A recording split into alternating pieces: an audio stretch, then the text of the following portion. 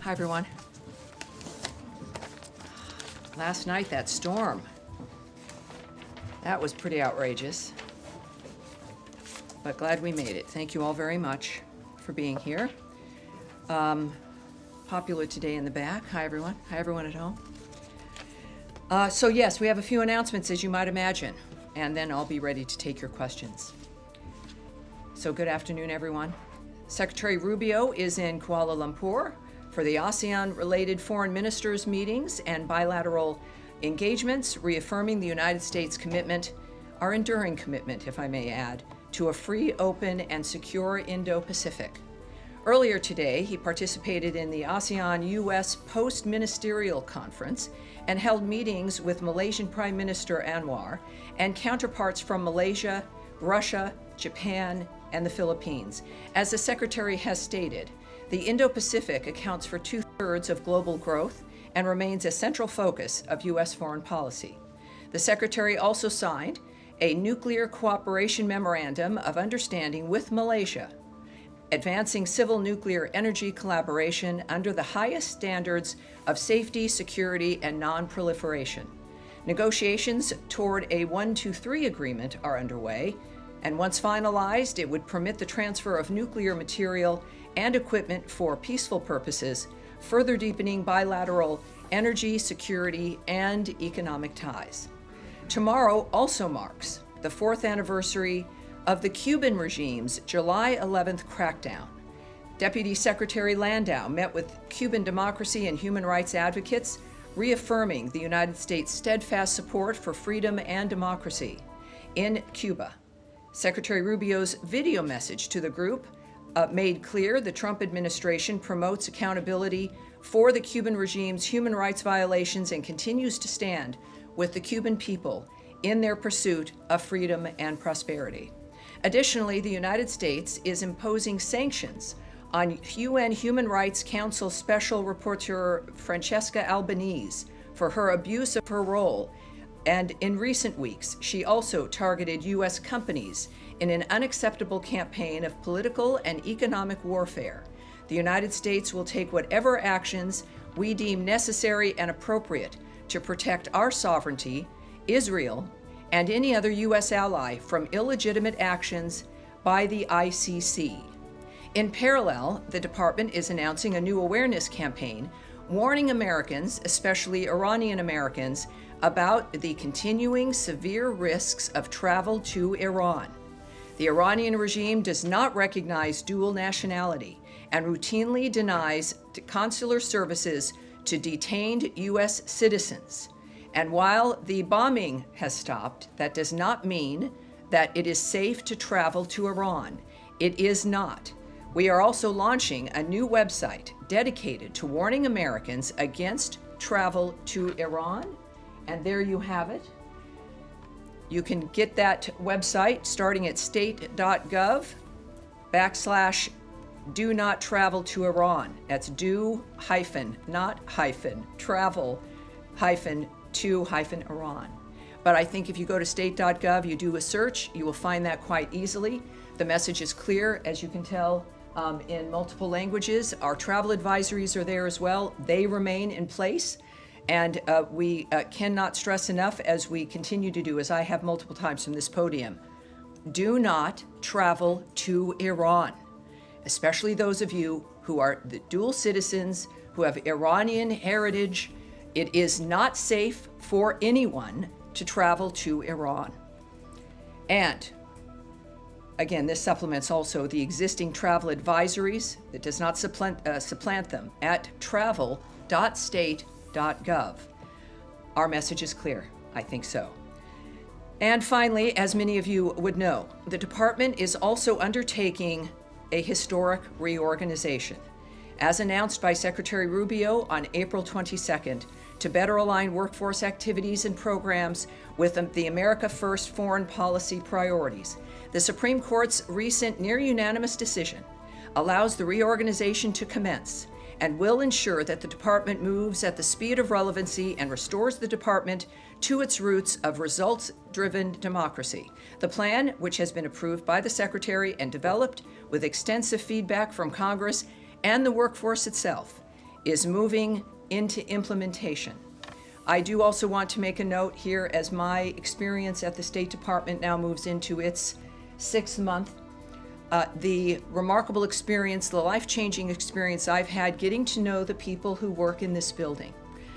There are tens of thousands of them, and they are at the heart, whether they be political appointees, foreign service officers, or career individuals, people who have made their career, their service for this country, something that has been a part of their lives for a long time.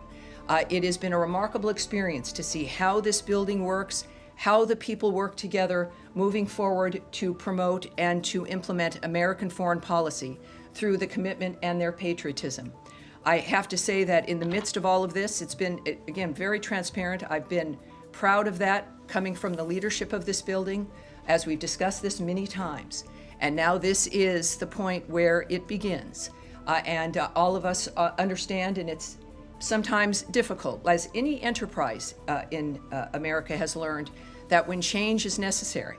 But in this case, we've inherited a dynamic that needed reform, and we are taking and implementing reform. And of course, in the midst of this, know that the people who've committed to the State Department and to diplomacy, that they know also this is not about them. This is about making sure that the State Department is able to operate in a manner that makes it relevant and effective. That is what the American people want. It's what all of us want. And in this dynamic, that's exactly what we're achieving. So it is, it's been a long road. Every day is one that I'm very proud of working here. And of course, every briefing I'm proud of. It's always very different, the briefings. But we will start now with today's briefing as I take your questions. All right, Andrea Mitchell. Yes, ma'am. Oh, before I ask you about Ukraine and the possibility of sanctions and strong support from this department for sanctions, given what the president said about his impatience with Vladimir Putin after the secretary's conversations with Sergei Lavrov. Yes. Let me just say that for the workforce, for those who are going to be leaving foreign service as well as civil service, many of whom I and my colleagues have worked with for many, many years, if not decades, to be told that, as you just said, you're going to make it relevant and effective. You're basically saying that they are not relevant or effective. I'm many of them are glad not. you Because thousands of people are going to be losing their jobs. I think that is, Andrea, it's the antithesis of what I've said. That this is not a matter of the individual being targeted or an individual not being right. This is about being able to be effective due to the size of the organization and to the structure of the organization. This involves, as you all receive material and a new org chart and all these other kinds of wonky things, that this is about an entity that has grown unsustainable over the years with elements related to the Cold War and other elements that we have moved beyond, but still stayed. An aspect that you have a size and people working on things that are not within the framework of the modern age or of what we want to accomplish. And certainly the decision that the American people made last year, that Donald Trump's vision about what the world should be in the context of how America can be great again and what we can contribute as Americans, that when something is too large to operate, too bureaucratic to actually function and to deliver projects or action, it has to change. And it's not the fault of the people who were misled effectively by certain administrations that grew this department into being irrelevant. We must be able to contribute to a world that we've seen in the modern age can destroy everyone's lives. Our department, the State Department, can make the difference with diplomacy, and Donald Trump is the highlight of that. So I will repeat, as I said, this is not a statement about the individuals who are affected in this building. It is a statement about a structure that needs to adapt, that must be smaller in order for us to be relevant, but even more than relevant, effective, quick. We've seen, even just in these past 5 months, how quickly things can change and what can happen when you move at the speed of relevancy. So no, I would, and it's unfortunate, Andrea, that you would take make that point and move that point, because nothing could be further from the truth. And it's exciting for the people who are here and the people who've committed their years to the State Department to be able to watch it become even more powerful through diplomacy and making the world safer again and better again and healthier again. They can be proud of that because they've contributed to that, and we're determined to make sure we continue it as well. All right. Well, Yeah, well, am I able to you ask my have a question about, yes. I had go a ahead. question about the importance of sanctions right now at this pivotal moment for Ukraine, given the president's stated impatience with what he saw as misleading understandings Of course. from the Russian president. Well, the Secretary made some comments earlier today in Malaysia, and in part he said, our strategy is to continue to engage all the parties that are involved in finding an outcome to this conflict. I echoed to Lavrov what the president said, both the disappointment and frustration at the lack of progress in peace talks or in a path forward. We hope that that can change, and we are going to stay involved where we see opportunities to make a difference. He also said that the Russians shared some ideas that he said he would take back to the president. And of course, we will see what he says. The president is the guiding hand of these kinds of decisions. And other than that, of course, this is a meeting involved with diplomatic discussions, which I will not get into the details with. All right, Humaira. Hi, Tammy. Thank you. Sure. Just to quickly go back to the reorganization, you said it's moving into the implementation phase. Can you say when the first RIF notices will go out? Is it tomorrow? And apparently the judge wanted to see the RIF plans. That was a demand from the court yesterday. Is that going to slow down the sending of the RIF notices? First, of course, I won't comment on anything that's moving through the legal system or the requests of the legal system. And also, I will not, other than saying that the Supreme Court decision has allowed us to commence. And that's what we're doing. But I think it's fair to say that with everything else that happens here, it will happen quickly. This is not going to be an extended wait for people who are listening and watching in this building or fellow Americans at home and around the world. This will happen quickly. We understand that there has been a delay, not to our interests, but because of the courts. It's been difficult when you need to get something done for the benefit of everyone. So it will be quickly. I cannot give you the timing, and again, won't discuss any legal aspects that may have arisen as well. Okay, two quick things. Yes, one ma'am. is on Russia and the other one is about Steve Witkoff. Follow up to Andrea's question. Are you able to tell us at all about this? What's new about these ideas or comments that is going to open a path for peace, which the administration has been trying to do? Well, what the unsuccessfully? Secretary said was that he would bring the new ideas to the President. We didn't say that they were going to open a path for peace. So don't read into Isn't the nature. that what you guys are trying to do? Well, and that is in the process of the diplomacy that the Secretary undertakes, that he's in a conversation with Lavrov as an example, conversations the President would have with Zelensky, the President of Ukraine as an example. These are things that are important to realize. They're not static events that stand on their own. They are part of a fluid dynamic of conversations and negotiations. We are, as the President has said and the Secretary has said and engaged in, we'll speak with everyone, because every step makes a difference in the decision that you have to make in the end. And that's where we're at. The final thing is an Israeli airstrike hit Palestinians near a medical center in Gaza today. It killed 10 children and 6 adults. I'm wondering if there's been any outreach from the U.S. government to the Israeli authorities to take any steps to ensure civilians aren't killed in this. Well, I can't speak to that particular event. I would direct you to the country of Israel for answers in that regard. But we have said repeatedly that we decry the death of innocents. It's why we do what we do in so many countries around the world. It's part of what informs our action.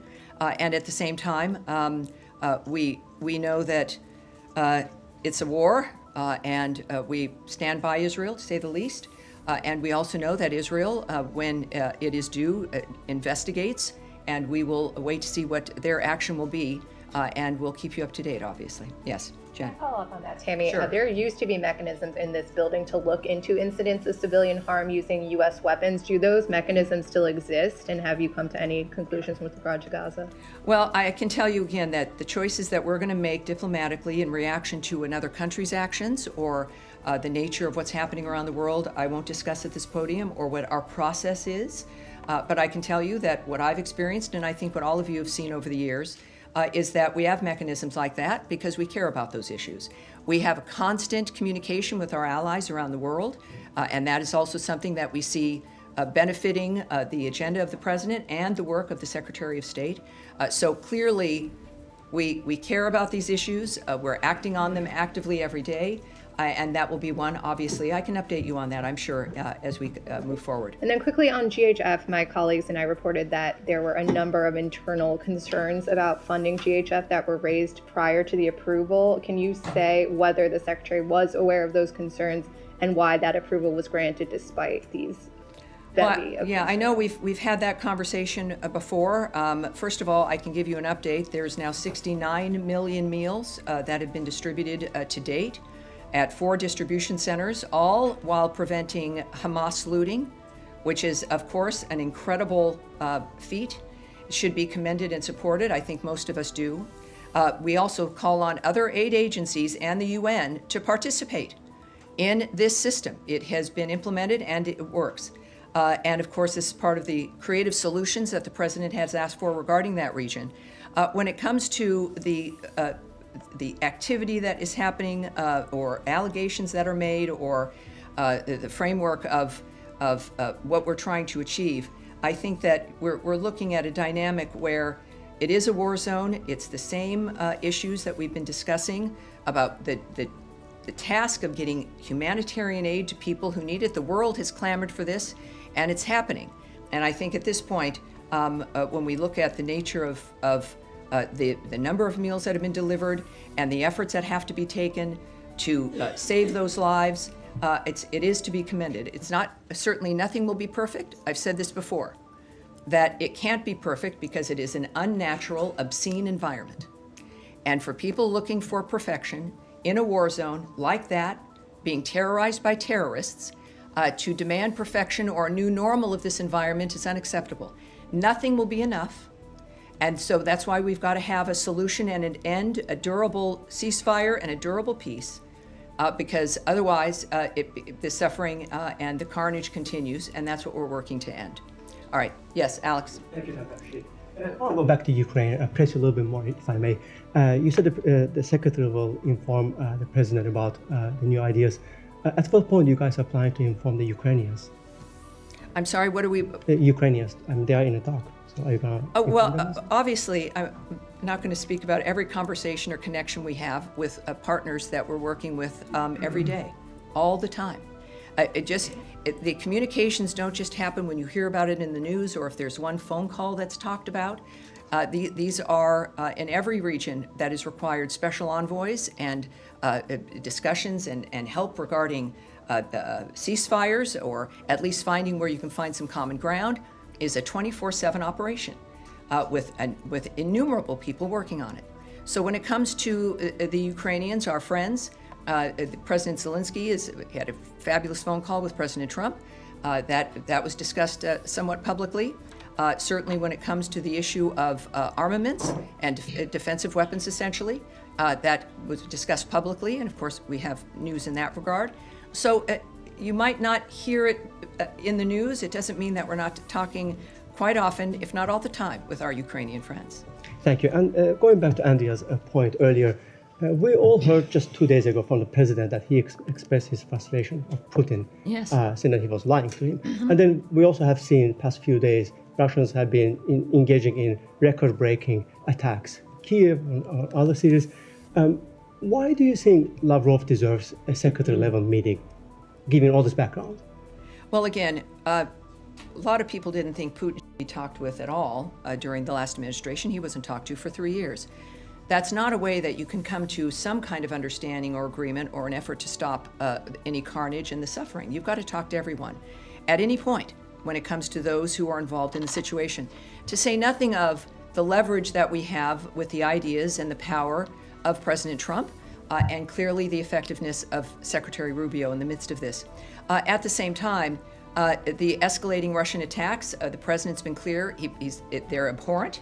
I can say to you here that we strongly condemn Russia's escalating attacks on Ukraine and extend our deepest condolences to the victims and families of those killed. Every week, we see reports of Russia setting new records for the scale of its aerial attacks.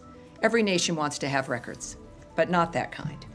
As Secretary Rubio said today, we've seen an acceleration of attacks. President Trump's number one interest is to stop people from dying and the destruction that's going every single day.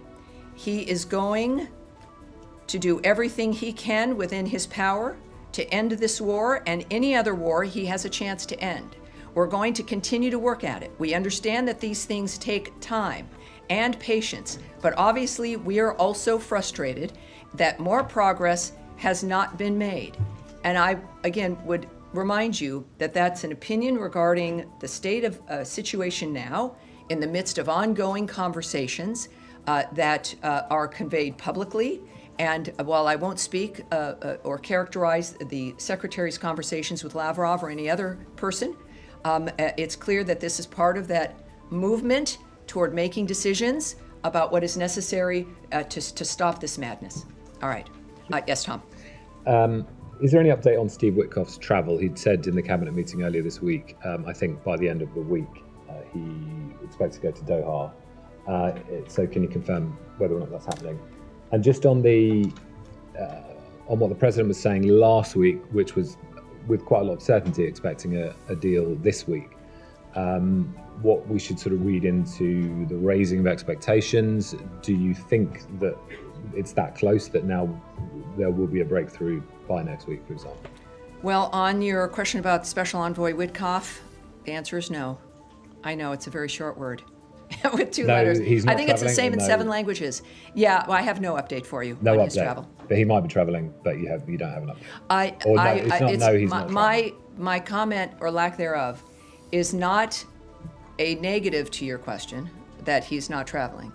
The answer is that I don't have an update for you. Okay. I'm sorry about that. That's all right. Regarding, of course, the potential of a ceasefire, the president made clear that he was optimistic. And he's considering his lifelong experience, but certainly the experience over the last 5 months, and even certainly through his first term, with the Abraham Accords, et cetera, and the nature of what's been going on in the Middle East, all of us understand that this is a difficult process. So when you are getting close, when you know the nature of the monsters in this case that you're dealing with, you have a general sense, and especially with how the Middle East has changed dramatically because of the action of the United States a few weekends ago, that the playing field is different. So his optimism is based on the multitude of things that he knows that I don't. I think that we should maintain the awareness of his opinion and the optimism that he has.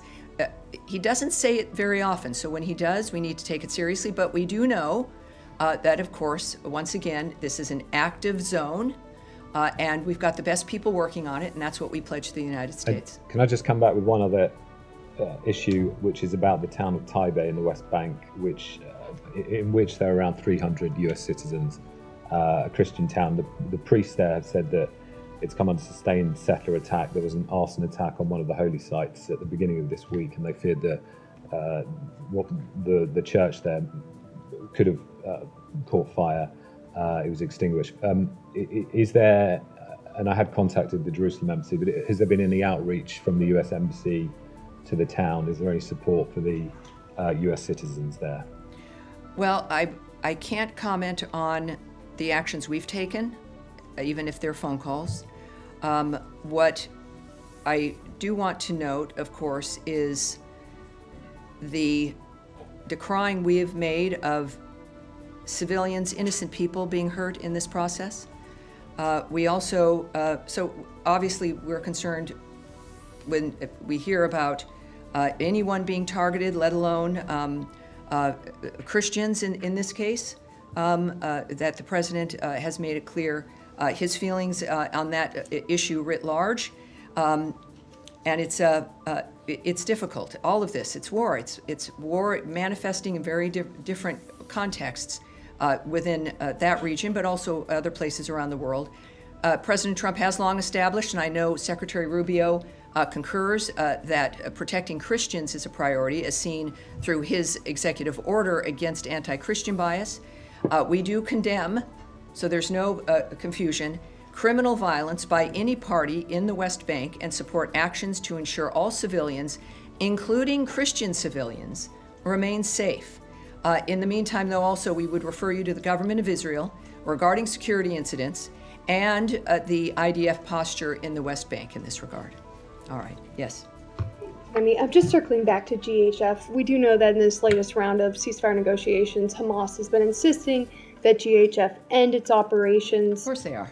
Do you see any scenario, of course, given that you're talking about how successful it is? Hamas has been enriched by previous aid efforts by looting.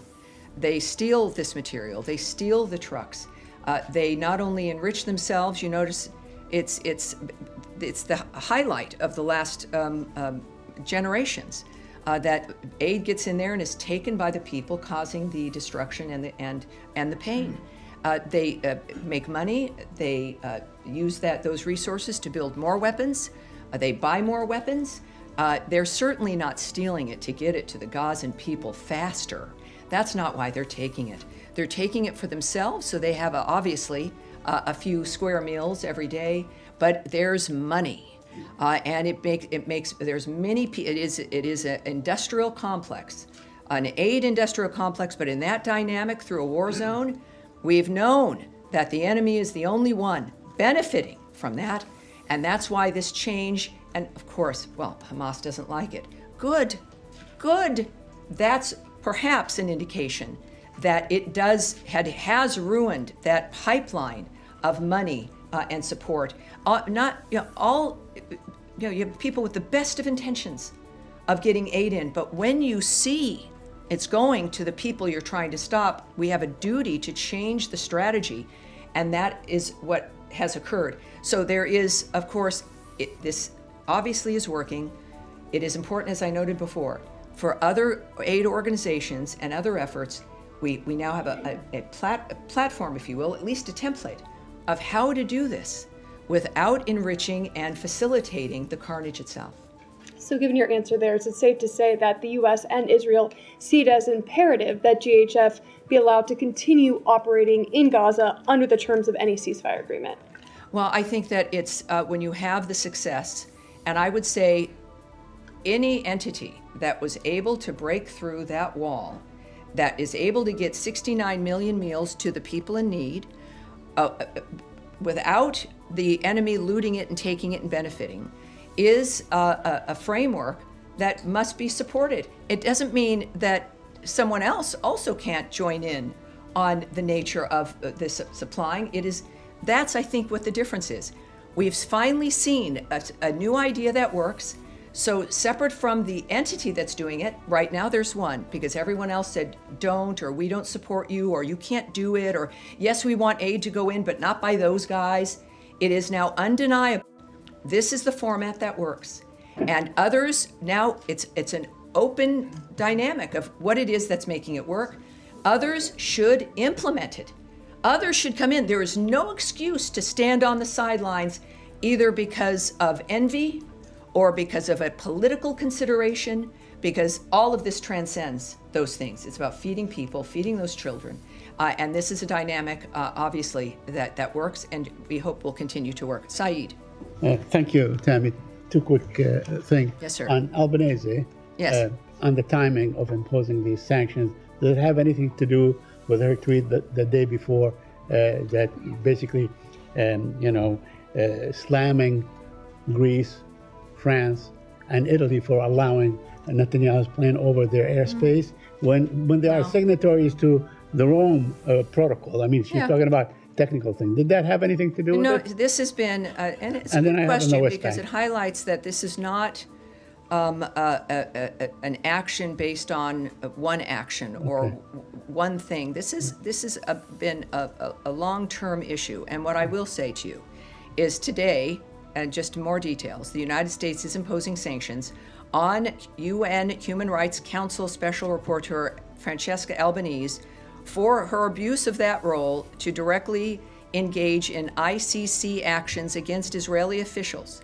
In recent weeks, she has also targeted U.S. companies in an unacceptable campaign of political and economic warfare. As the President's Executive Order, EO 14203, makes clear, the ICC's actions set a dangerous precedent for lawfare that endangers our national security and foreign policy and infringes on the sovereignty of the United States. The President declared a national emergency under the EO that emphasizes, quote, the United States will impose tangible and significant consequences on those responsible for the ICC's transgressions, which would include blocking of property and visa restrictions. The United States will take whatever actions we deem necessary and appropriate to protect our sovereignty, to protect Israel, and any other U.S. ally from illegitimate actions by the ICC. That's why that occurred. Okay, and one Yes, sir. quick follow-up on Tom's Yes. West Bank thing. Now, we have seen really, a spike in settler violence in the West Bank.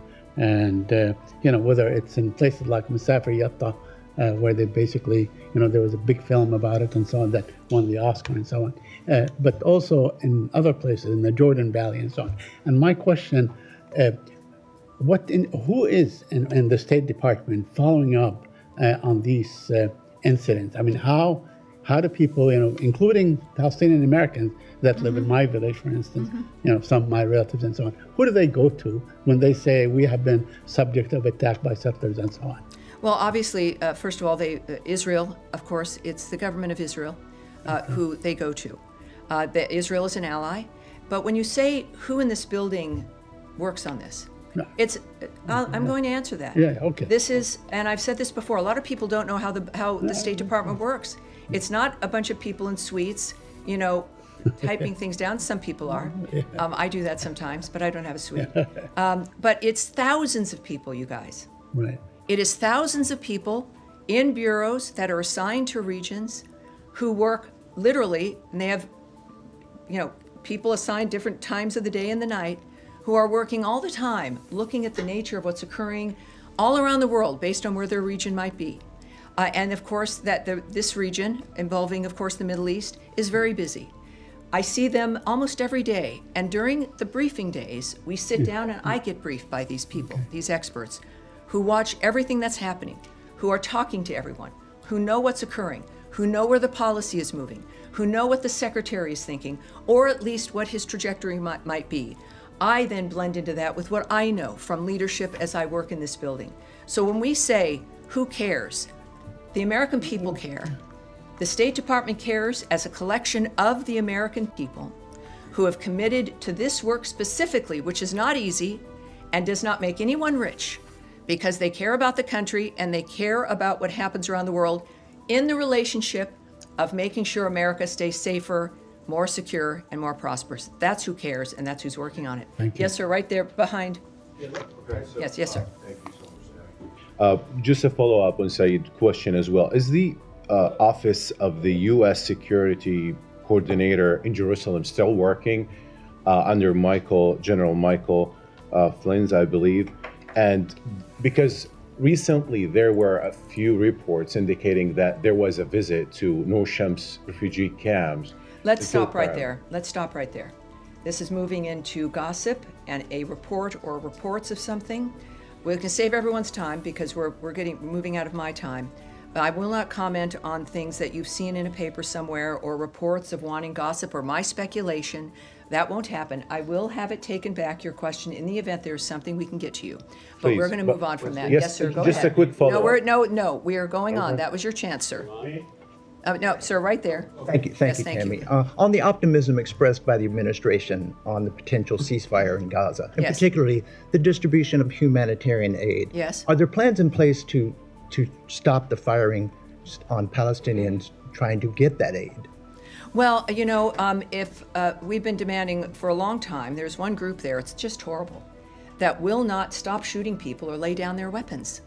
Hamas. They could lay down their weapons. There are fewer of them, we will have to admit, since the beginning of this war. And they also won't release the hostages. So part of the ceasefire plan, of course, you have a ceasefire when people stop shooting. So if we're looking at the nature of if there's a plan in that framework, and also, of course, what Secretary Rubio has noted, that there is no place in the future for Hamas. Hamas should not exist. It cannot exist.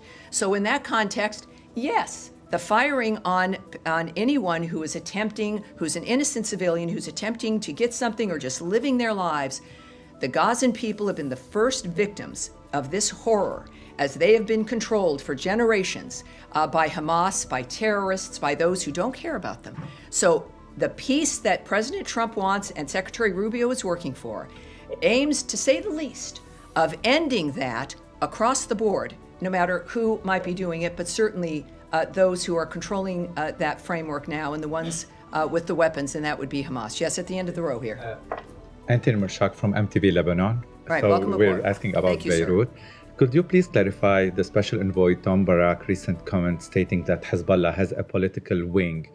Had the U.S. position changed regarding the distinction between Hezbollah's political and military branches?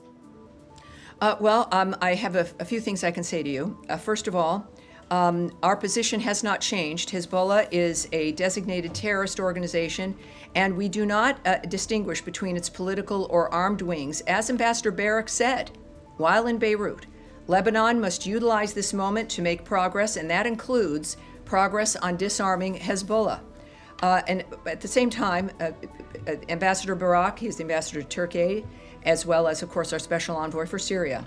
I'm not going to characterize his diplomatic conversations in that regard at all, but he has said publicly that he has been very satisfied with the initial response by the Lebanese government, but now it's noted that they're working on details in this regard. And on the security front, the Lebanese armed forces have made progress on disarming Hezbollah in the south, but there is still more to be done.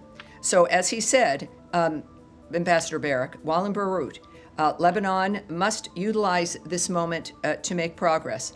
And we do not want to see Hezbollah or any other terrorist group in Lebanon recover their ability to commit violence and threaten the security in Lebanon or in Israel. And I will take one more. You, sir, in the white shirt. Thank you.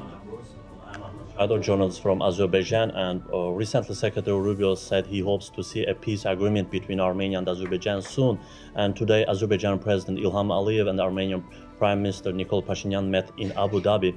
Is there any connection between Secretary Rubio's remarks and this meeting? And does Washington currently have a concrete plan or proposal to support a peace agreement between Armenia and Azerbaijan? And my second question is... Let me answer that, Okay. because, get me while it's right here on the front, and I will take your second question, and then that's likely going to be it, because we have a thing.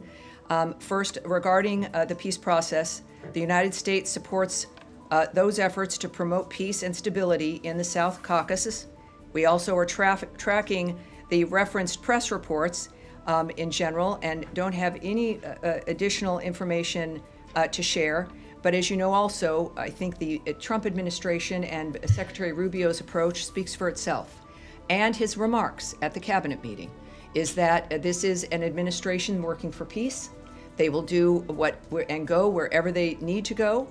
It is not waned. It is because it is the core of the commitment to making America great again is improving, of course, the condition of the world around us. And your second question. And my second question is, for several months now, there has been no U.S. ambassador appointed to Azerbaijan. Could you please clarify if this delay is due to procedural and technical reasons, or if there are any political consideration behind it? And how does the U.S. government view the importance of having a full ambassadorial presence in Baku at this time? Very, very good question. I don't have the answer to that right now, but we will take it back and get it back to you in the full context in which you answered it. All right, you guys, that's it right now. Thank you very much. I will see you again next week, but there will be, of course, updates on everything we're working on throughout today and tomorrow. Thank you. Have a great rest of your day, everybody. Thank you.